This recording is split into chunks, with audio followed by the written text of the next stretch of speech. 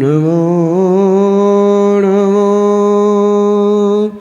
नमो वज्रयान नमो नमो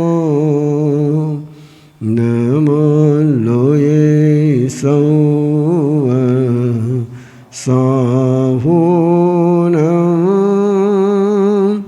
येसो पंच नमोकारो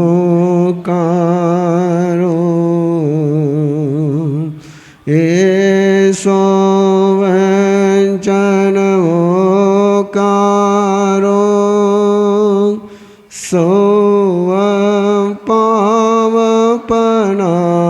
पावपनासनो मंगलानं च सुवेसिं पठमवै मंगलं मंगलानं च सुवेसिं पठमवै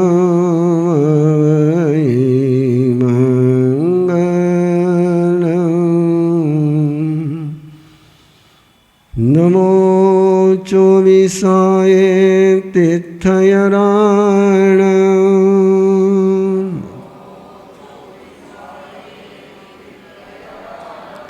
वृषभाय महावीर पज्जोसनान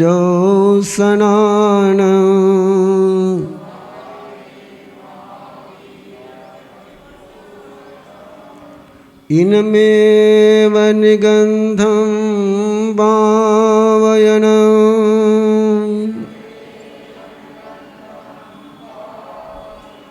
सच्चं अनुत्तरं केवलियं परिपूर्णं नेयायं संशुद्धं सल्लकत्तनं सिद्धिमग्गं मुक्तिमग्गं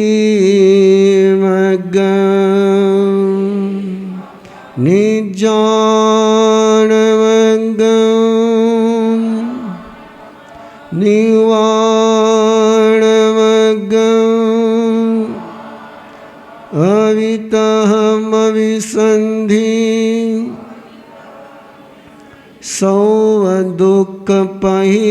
सौवदुःखपहिनमग्गं इत्थं ठिया जीवा सिद्धन्ति बुद्धन्ति मुच्यन्ते परिनिर्वायन्ते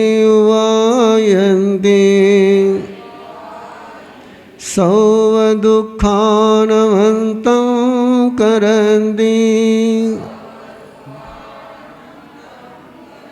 तं धम्मं जिनधम्मं तीर्थयरधम्मं तीर्थयरदेवं तीर्थयरगुरुं सदहन्तो पतियन्तो रोयन्तो फासन्तो पालन्तो अनुपालन्तो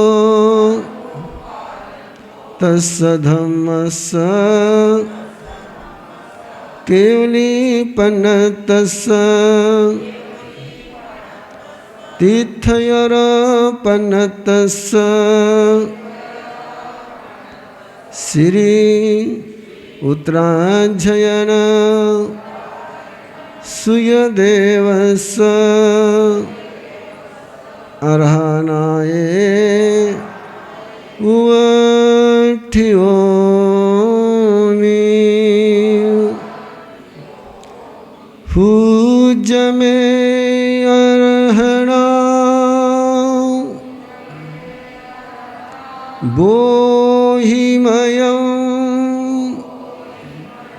सिद्धिमयं तव पसायाये तव पसायाये तव पसायाये। तीर्थंकर परमात्मा के चरणों में वंदन करते हुए उनकी भक्ति, उनके द्वारा प्रदत्त निर्वाण कल्याणक देशना की आराधना करने की आज्ञा लेते हुए धर्मासन ग्रहण करें। वंदमानं शरणं भवजामि पूज्य सुनं सवणमानाय आगारिणो यामरतीत्याय सेकेने गन्धयधमम् अनेलिसंसाउसमीखयाये कंचनानं कदंसनं से शीलं कहनाय सुयस जानासिनं भिक्खुजहातयेन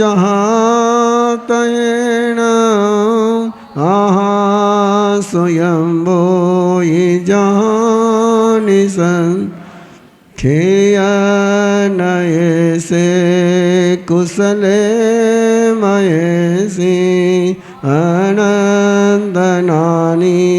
आनंद जसंसिनो चकुपहेठियस जानायधम जदिं जब ऊढमाहेयं दिर्यं दिशासु तस्साय जेतावर सेनिचनिचे समीकवने दिवे वधम समियौदावो शेषवदंसि अविभूयनानि निरामगन्धे धीमम् अनोत्तरे सवजगन्सिविजं गन्धादिते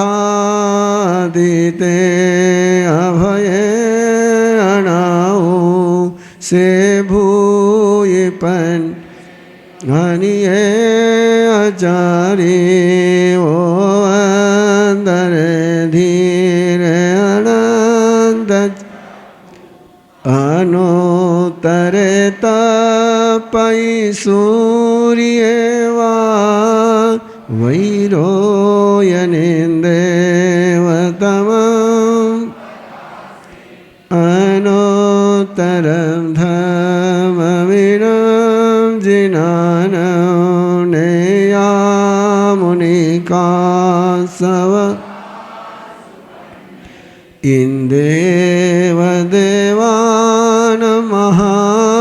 इंदेवदेवानमहानुभावे सहसनेया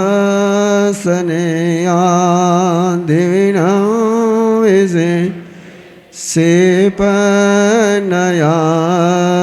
खयसाय रेवा मभोदयेवा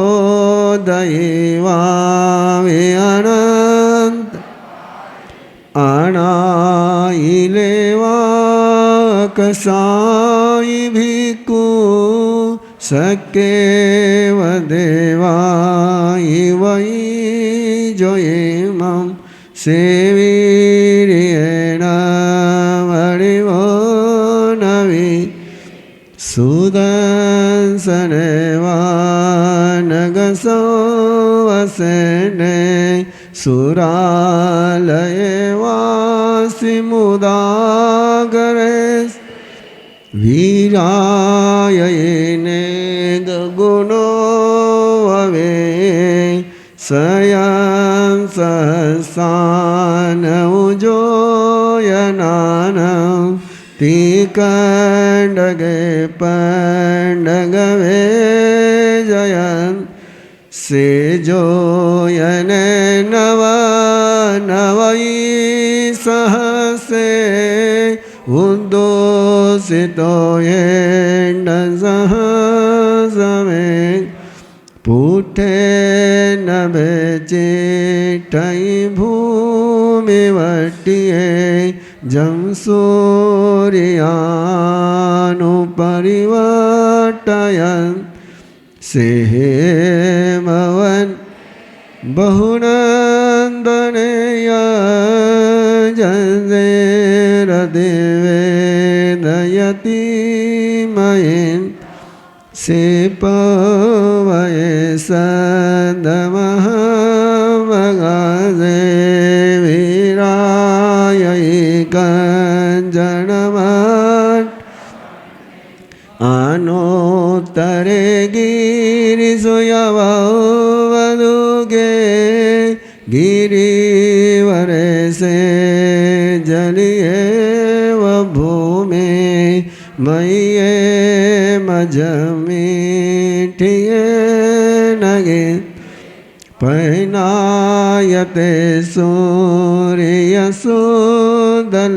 से एवं सिरिये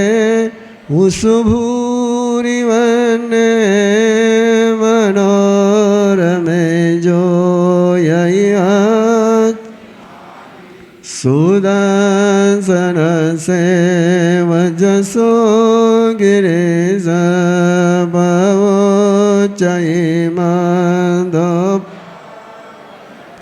ये तो वमे समननाय पुते जाई जसोदंसननानशीले गिरिवरे वानि सहाययान रूये वसेठे वलयायतान तो वमे जगभूयि बने मुनि नमजे दमदाउमन अनुत्तरं धममुयिरये अनुत्तरं जानवरं झियाये सुसुख अपगंड सुख संगेन्दुये गंधवदात सुख अनुत्तर गमरमये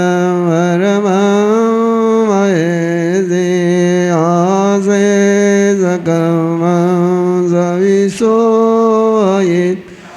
सिद्धिं गई साई मणन्दवते नानेन शीलेन यदंसनेन रुखे सुनाये जहसामले जंसे व्रते वेदयति सुवर्णावने सुवानन्दनमाउस् नानेन शीलेन यभूयिपन् धनियं वसदाननोत्तरे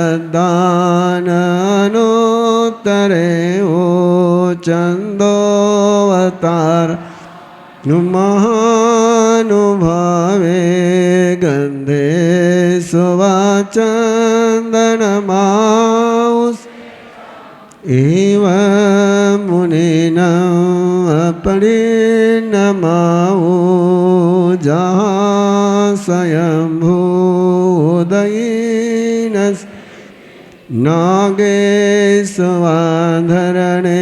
नागेशवाधरणेन्दमाउ सेठे खोदये रसवे जयन्ते तव वाहने मुनिवे जयन् हते सोये रावण माउनाये शिवो मियाणं सलिलान गंगा पक्के सवागरुले वेणुदेवे निवानवादी निहनाय मुदे जोए सुनाए पूपे सुवाज अरविंदमाऊ कत्तीन सेठ जदंदव के इसीन सेठे तहव दमाने दानान सेठं अभयपयान सच्चे सुवानवजवयन् तवे सुवावो तमवं बचेरं लोगो तमे समणनाय तीन सेठा लवसतमावा सभा सुअमाव सभान सेठ निवान सेठ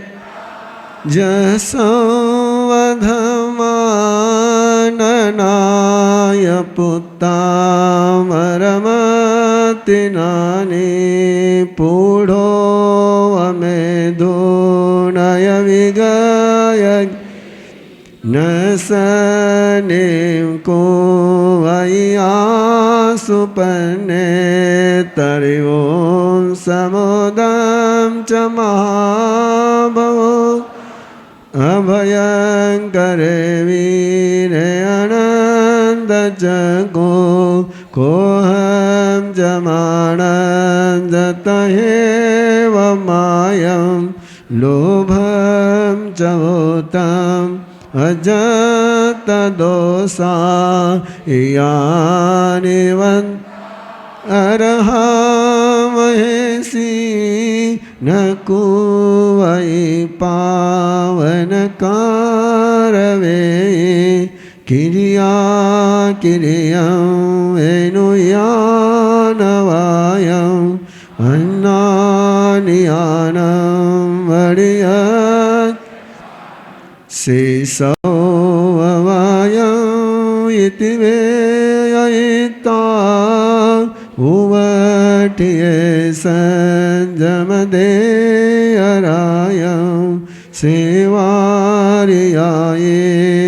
सेवारियायेन्दिसराय बद्धं उवहानवं दुःखखयटयाये लोगं वेदित् अरं वरं च सवं बभुवार्यसंववारं शोचाय धम्मं अरन्दवासियं समाय्यमर्णवदो वसुदं तं सन्दहानाय जनानां इंदेव देव इव आगमे सन्धे इंदेव देवा इव आगमे सन्धे वर्धमानं शरणं भवजामि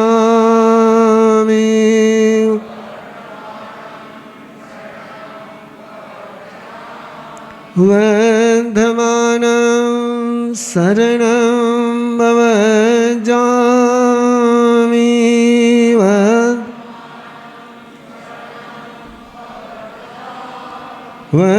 वर्धमानं शरणं भवजामि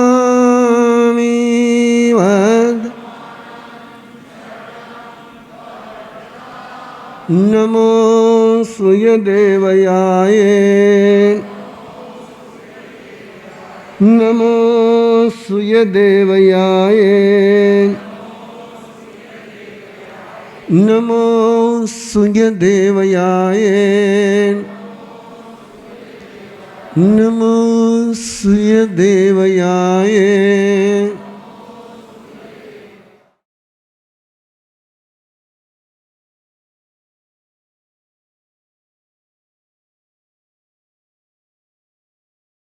जा सकता है कि मन सोचे और काम हो जाए, उसकी विधि परमात्मा इसमें देते हैं। मन में सोचा ऐसा हो जाए और ऐसा हो गया, उसकी विधि परमात्मा देते हैं। समारंभ समारंभे आरंभे।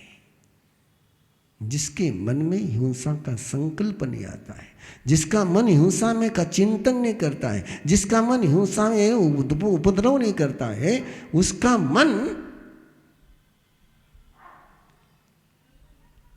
इतना समर्थ हो जाता है कि वो जो सोचता है वो हो जाता है। महात्मा गांधी की बायोग्राफी कभी पढ़ो तो एक सवाल उभरता है, बड़ा गजब का सवाल है वो। महात्मा गांधी के पास कोई पर्सनालिटी नहीं थी, कोई जवाहरलाल नेहरू जैसी, सुभाष चंद्र बोस जैसी उनकी संभाषण या वक्तृत्व कला भी नहीं थी,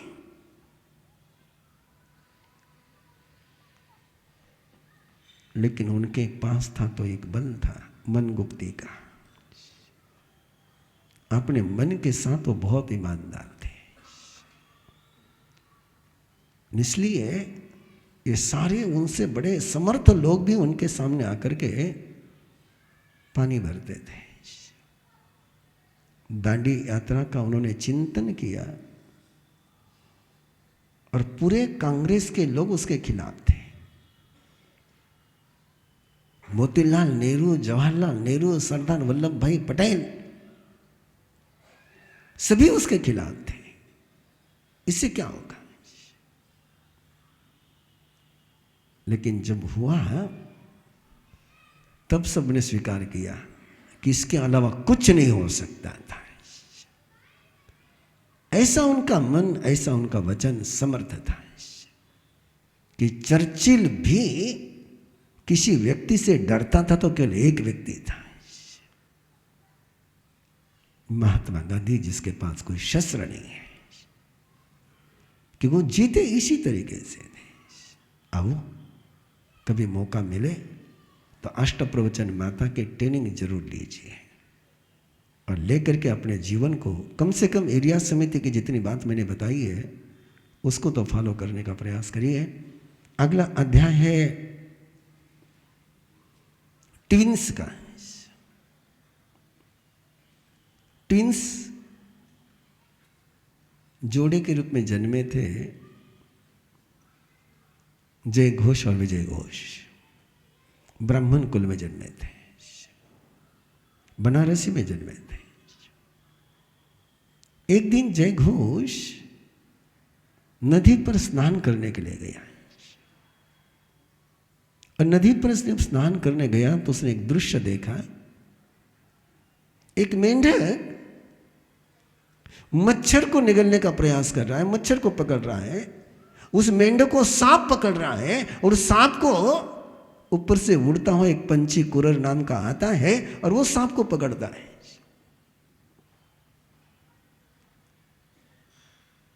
अब मेंढक स्वयं मौत के मुंह में तो भी मच्छर को छोड़ता नहीं है। सांप स्वयं मौत के मुंह में है तो भी मेंढक को छोड़ता नहीं है। ये देख करके जय घोष को लगा क्या ये जीवन है? सब एक दूसरे को मारने में लगे हुए हैं। और जैसे ये दृश्य देखा तो उसको पूरा अपना जीवन आंखों के सामने घूम गया कि ऐसा ही तो करता हूं मैं जब यज्ञ में बलि देता हूं, आहुति देता हूं, यही तो कर रहा हूं मैं भी तो किसी को मार करके आगे बढ़ रहा हूं। शायद यही होगा कुछ तो यही गड़बड़ है। और उसको लगा कि नहीं, ये जीवन जीने की रास्ता नहीं है, ये यज्ञ मुझे बर्बाद कर देगा। भगवान महावीर ने अपने शासन में सबसे, आपको जब इतिहास पढ़ोगे तब पता चलेगा, ब्राह्मण साहित्य में, पुराण साहित्य में गौतम बुद्ध का जिक्र है, लेकिन भगवान महावीर का जिक्र नहीं है। मजा देखिए आप।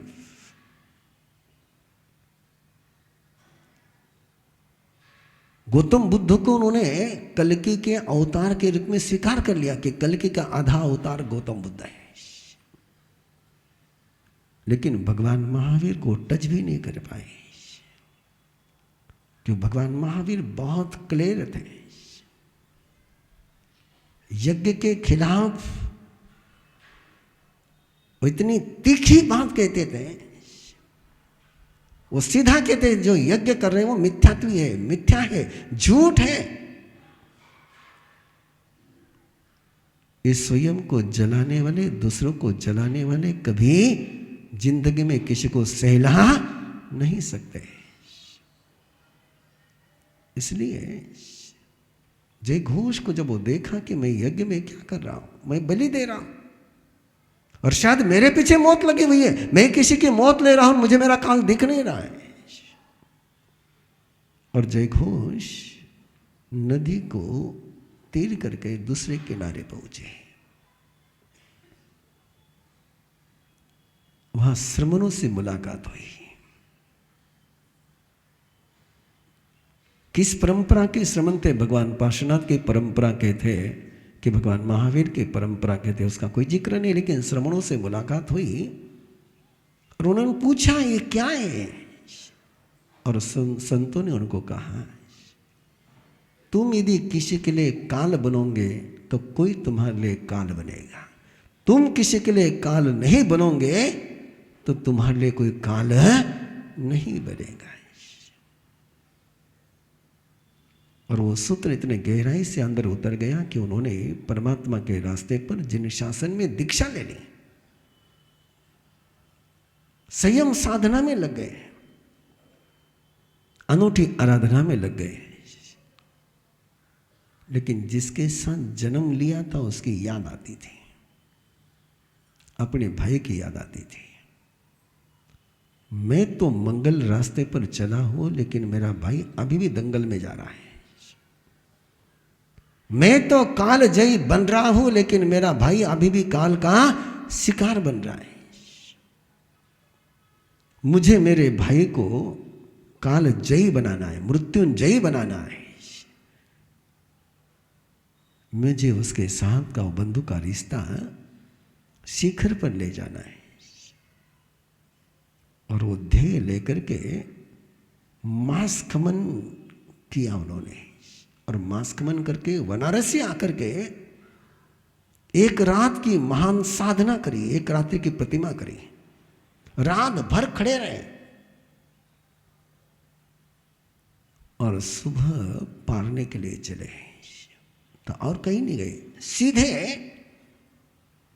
भाई के आंगन में पहुंचे, विजय घोष के आंगन में। विजय घोष के यहाँ यज्ञ हो रहा था, वहां तो रोज का कारभार था यज्ञ का, और वहां गया, लेकिन अब ये तपस्वी बन चुका था, भाई भाई को पहचान न सका। जय घोष पहचानते थे, लेकिन विजय घोष पहचान न पाया। और जय घोष ने अपना कोई परिचय भी नहीं दिया, उसने एक सहज आहार मांगा है, और विजय घोष ने कहा नहीं, ये आहार तुम्हें नहीं मिलेगा, ये आहार तो केवल ब्राह्मणों के लिए, तुम्हारे लिए नहीं है। ये आहार उनके लिए है जो स्वयं का और दूसरे का उद्धार करने में समर्थ है, कल्याण करने में समर्थ है। और जय घोष ने पूछा, तू जानता है कौन दूसरे का उद्धार कर सकता है? तू जानता है यज्ञ क्या है? तू जानता है वेद क्या है? यदि जानता है तो बता। और जय घोष की नजर थी कि जिसके सामने झूठ बोलना संभव नहीं था। और विजय घोष को लगा, यार मैं सालों से यज्ञ कर रहा हूं लेकिन यज्ञ का रहस्य तो मुझे पता नहीं, आज तक तो कोई मुझे देवता मिला नहीं। इतने दिनों से यज्ञ कर रहा हूं, इतने मंत्र की आहुति दे चुका हूं, रोज पूजा करता हूं, रोज पूजा करता हूं, रोज पूजा करता हूं, लेकिन कोई मिला तो नहीं आज तक देवता आकर के। वेद नहीं समझ में आया। मैं तो दूसरे का क्या स्वयं का भी उद्धार करने में समर्थ नहीं हूं।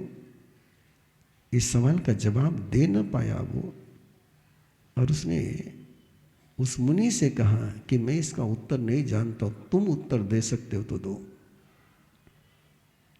और जय घोष ने फिर जो उत्तर दिया, जो शब्द कहे, जो वर्षा करी, विजय घोष के अंतर की चेतना जागृत हो गई। तब विजय घोष कहता है कि तुम ही सच में पूजा योग्य हो, तुम्हारी आराधना करनी चाहिए, तुमको ही आहार देना चाहिए, तुम ही आहार लो। और तब जय घोष अपना उद्देश्य क्लियर करता, अपना प्रयोजन क्लियर करता, मुझे कोई आहार से लेना देना नहीं है, इस संसार में मत भटक, चल प्रभु के राह पर। पिछले वर्ष हम लोग पुणे में थे और उस समय एक गोडसे परिवार, चिंचवड़ के पास का गोडसे परिवार, शायद आप सबको याद आ रहा होगा, कि मां बाप और बेटा और बेटे के साथ दीक्षा ले रहे थे। अब गोडसे दीक्षा ले रहा है सुनकर के थोड़ा सा उत्सुकता हुई। तो विहार के दौरान मैंने किसी भाई से कहा कि मुझे उनसे मिलना है। आए वो चिंचवड़ स्टेशन स्थानक में, देखा मैंने उनको, सुना मैंने उनको, लेकिन एक वाक्य जो वो बोल गए वो मेरे जिंदगी के लिए दीपस्तंभ बन गया। उसका बोला हुआ वाक्य, बड़ा गजब का वाक्य बोला कि जिनेश्वर मिल जाए और जिनेश्वर के राह पर नहीं चला तो जिनेश्वर मिलने का फायदा ही क्या है। गोडसे ने जब ये वाक्य बोला है कि जिनेश्वर मिल गए और जिनेश्वर के राह पर नहीं चले तो फिर प्रभु मिलने का फायदा ही क्या है। और वो कोई सामान्य व्यक्ति नहीं था, जर्मन में सॉफ्टवेयर इंजीनियर, मंदिर बनाया उसने अपने घर से, धर्मशाला बनाई, और सब बनाने के बाद प्रभु के संयम के राह पर चल पड़ा है। अपने बेटा और बेटी को भी प्रतिबोध दिया है। क्या जिन शासन है। जय घोष विजय घोष को इस संसार से निकालने के लिए पहुंचा था और निकाल करके रहा है। मैं भी चाहता हूं कि आप भी दुशासन के शासन से निकल करके जिन शासन में आ जाओ, समर्थ बनो, स्वयं को भी जिन शासन में समर्पित करने के लिए और दूसरों को भी जिन शासन में समर्पित करने के लिए, इस ध्येय के साथ, इस उद्देश्य के साथ, इस मंगल भावना के साथ अब वो बने जय घोष विजय घोष अपने जीवन में। महान कुल संभुवो आसी विपो मायसो जायाई जम जन जय घोषेति नमो इंद्रिय गमने गाई मग्गामी मामुने गामानुगामरियंत।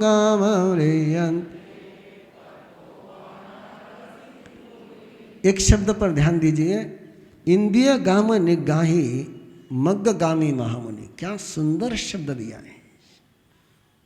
इंद्रिय के विषय के मार्ग पर जिसने चलना बंद कर दिया और प्रभु के मार्ग पर जो चल पड़े वो महामुनि हो गए।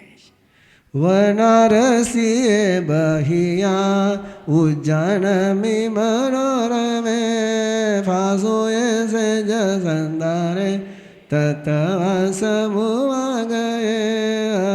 तेने कालेन पूरिये तत्तमाने विजय घोषे दिनामेन जन्म जय इवेयवि आहसे दत्तनगरे मसखमनारणे विजय घोष सजन्मि विकसठाउवन समवटियं तयिं सन्तं जायं गोपडिसे नाहुदामि ते विकुं भिक्खु जायायन जय वेय विहुपा जन्नठाये जे दिया जोय संग विभु जय जय धमनरगा जय समता समुदतुम परम परमेवय दे शिवनमेन देयं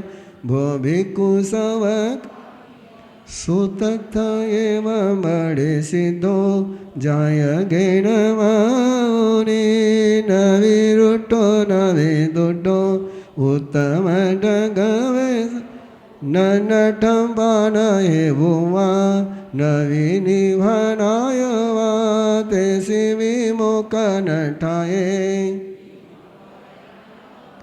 न विजानासि व्ययमुहं न विजनानं जमुवं न कथानमुवं जं च वादं जे समता समधतुं परमपरमेवय न ते त्वमविजानासि अहजानासि तो तत्सख्येवपमोक्षं च अचयन्तो तयिं दिवो सपरिसो पञ्जलिहो पुच्छयितं मां वेयानं च मुहं भूहि जन्नानं च मुहं न कथानमुहं भूहि धम्मानमुहं जे समता समुदतुं परमपरमेवय येयमे संसायं सवं साहुकः सुमुच अग्निहुतमुहवेया जन्नटिवेय समुवं न कथानमुहं जन्दो धम्मानं कसवो मुहं जाचन्दं गायिया चिट्टन्दी बञ्जलि उडा वन्दमाननमसन् उत्तममनरिणो जनगजनवायि विद्यमानसमया मूढा सज्जाय तव भासच्छना इव गिनो जिलोये बम्बनो उतो अगिवो महिवो जा सया कुशल सन्दिष्टं तवयमुमं जुन सज्जये अगन्धुं पवयन्तो न सोयये रमये अजवयनमेत् जायरुवं जामठं निधन्दमलमवगरगदोषभयायं तवयमुममानं तवसियं केशदन्तम् अवचयमंससोनियं सोवयं भक्तनिवनं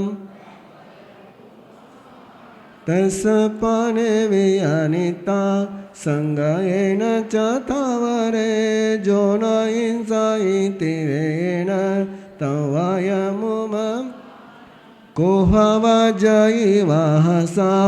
लोहवजयिवया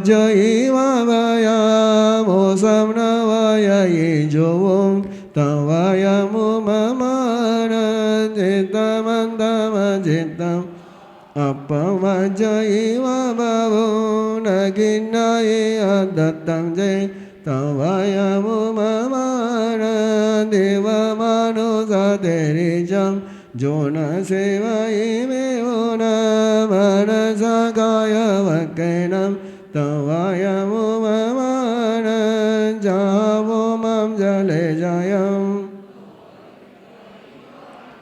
एवमलितो कामयीं तवयमो मम अलुलुयमुजीवीम् अनगारम् अगिञ्जनम् असंसतं गीयतेषु तवयमो मम जहितमो वसंयोगं नाहि संज्ञेयबन्धवे जो न सञ्जयि भोगेषु तवयमो मम वसुबन्धं सवमेया जट्टं च भवगमुना नदं दायन्ते दुःशीलं कमानि बलवन्तिय न विमुण्डेन समनो न ओङ्कारेण वमनो न मुनिरन्नवासेन कुशचिरेण न तवसो समयाय समनो होयि ब्रह्मचर्येण वमनो नानेय मुनि होयि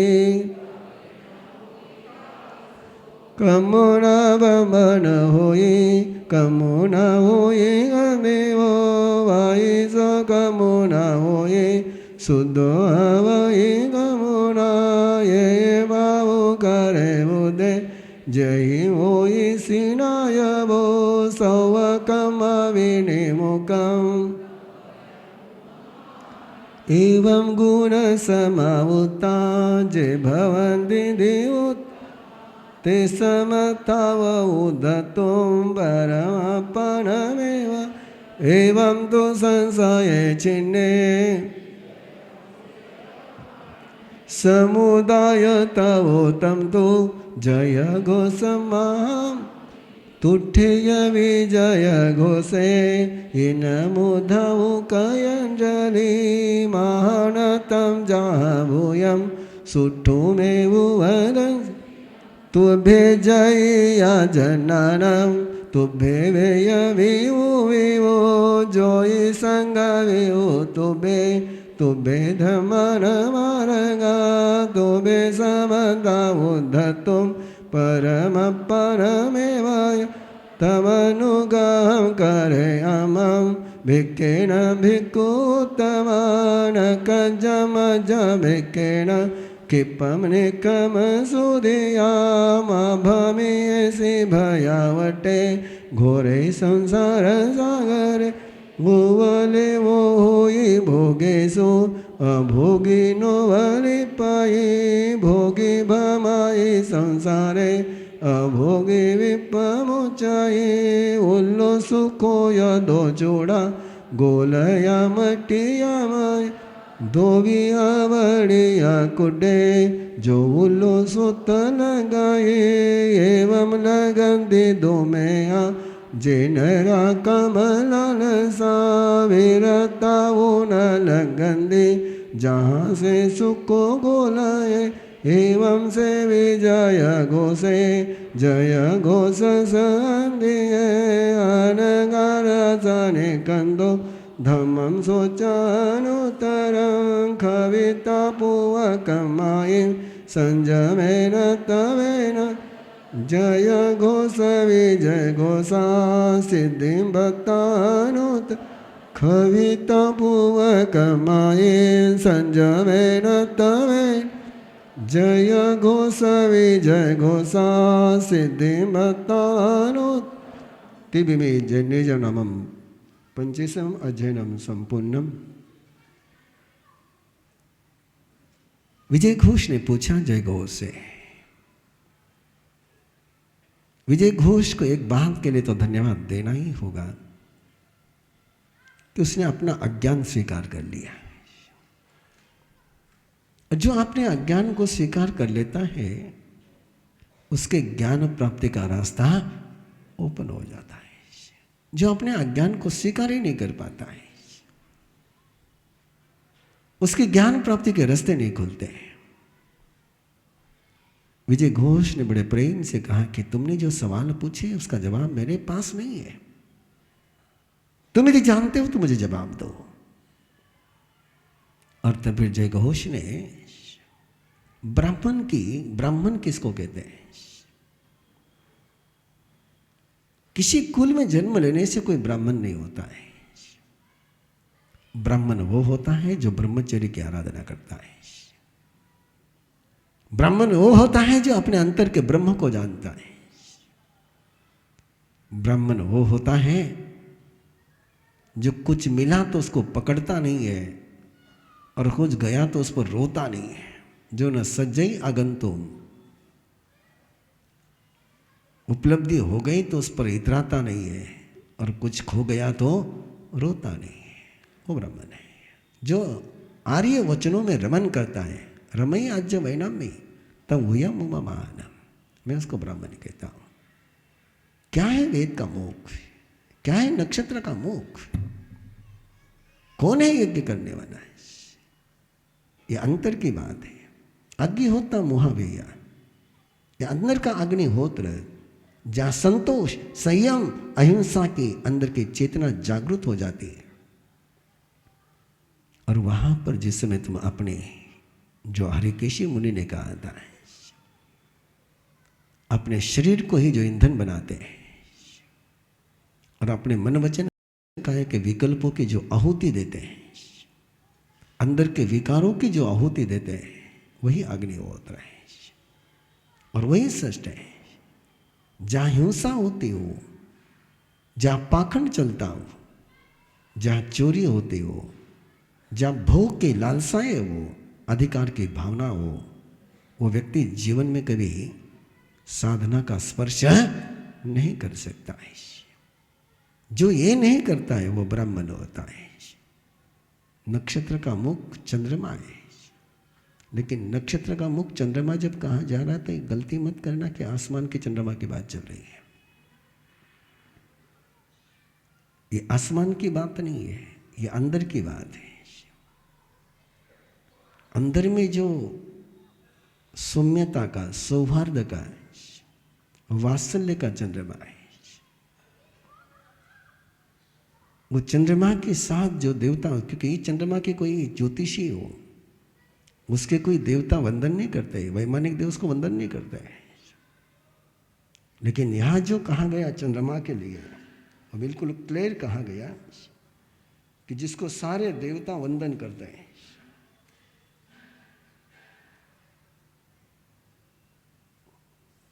गाथा देख रहा हूं मैं आपके, 17 नंबर की गाथा है। जहां चंदम गहाइया चिट्ठंती पंजली उड़ा, वंद माना नमन सत्ता उत्तम मन हारी नो। वो चंद्र की बात है, अंदर के चंद्रमा की बात है कि जो तुम्हारे मन का विकारों का हरण करता है, वहां उसको देवता नमन करते हैं, पंजली उड़ा। और कौन बनता है? मुंडन करने से कोई मुनि नहीं होता, और ओमकार का उच्चारण करने से कोई ब्राह्मण नहीं होता है। नाने न हुई मुनो समयाए समनो, ब्रह्मे न ब्रह्मनो। जो ब्रह्मचर्य की आराधना करे वो ब्राह्मण है, जो समता की आराधना करे वो श्रमण है, जो जानता है वो मुनि है। और ये जब परिभाषाएं विजय घोष ने सुनी, और वही व्यक्ति दूसरे का उद्धार करने में समर्थ होता है, स्वयं का जो उद्धार कर सकता है। संशय छिन्न हो गए। दूसरी विजय घोष की बात देखिए, कि वो रिप्लाई देता है, वो रिस्पॉन्स देता है, वो स्वीकार करता है। किसी श्रमण भी स्वीकार करते हैं। इंद्रभूति गौतम ने जब समाधान दिया तो सुनकर के ऐसे ही नहीं छोड़ दिया, उन्होंने श्रेष्ठता को वंदन किया। और विजय घोष भी वंदन करता है, केवल अकेला नहीं तो पूरी परिषद उसको वंदन करती है और कहते तुम ही सच में इस आहार के हकदार हो, हमारे पर अनुग्रह करो और इसको ग्रहण करो। तब जय घोष कहता है मुझे कि आहार से लेना देना नहीं है। तो इस भावनात्मक संसार में भटक मत। मिट्टी के दो ढेले होते हैं, एक गिल्ला होता है, एक सूखा होता है। मिट्टा गिल्ले का गोला लेकर के दीवार पर फेंकोगे तो चिपक जाएगा, और सूखा गोला ढेला यदि दीवार पर फेंकोगे तो बिखर जाएगा। विजय घोष को जय घोष ने जो सुंदरतम बात कही आखिरी में, वो एक ही बात कही, तेरी जब तक ये आसक्ति तेरे अंदर है तब तक तो गीला मिट्टी का ढेला बना हुआ है। तेरे अंदर की आसक्ति निकल जाए तो तू भी सूखा मिट्टी का ढोला बन जाएगा और कोई कर्म बंध नहीं होगा। और जय घोष की बात सुन करके विजय घोष संयम की राह पर चल पड़ा और मोक्ष को प्राप्त कर लिया दोनों भाइयों ने। आओ हम भी ऐसे प्रभु के राह पर चलते हुए मोक्ष की उपलब्धि को प्राप्त करें। यम किंचिम इच्छाए मन दुकड़ाए वै दुकड़ाए काय दुकड़ाए कोहाए मानाए मायाए लोहाए सव कानियाए सोमिच्छो राय सव धमायक बनाए जो में देवश्या यारो को तस खमासनो पड़ी कमामी निंदामी गरियामी अपानम ओ सरामी वर्धमाना शरणं भव जामि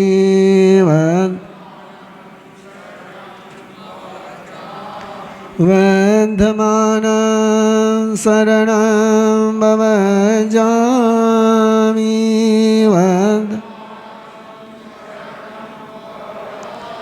वर्धमानं शरणं भव जामि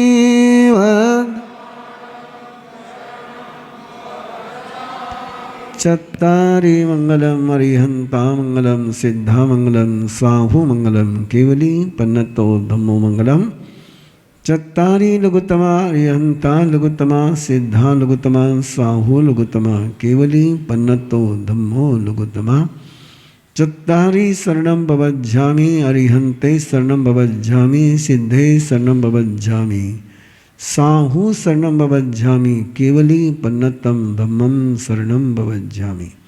अरिहंतों का शरणा, सिद्धों का शरणा, साधुओं का शरणा, दया धर्म का शरणा, चार मंगल चार उत्तम चार शरणा, दुख हरणा सुख करना और न शरणा कोई, जो भव्य प्राणी करे आराधन अक्षय अमर पद। वंदमाना शरणं भव जामि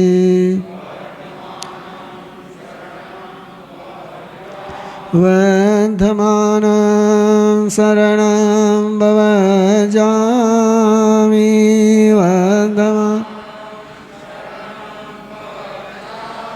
वंदमाना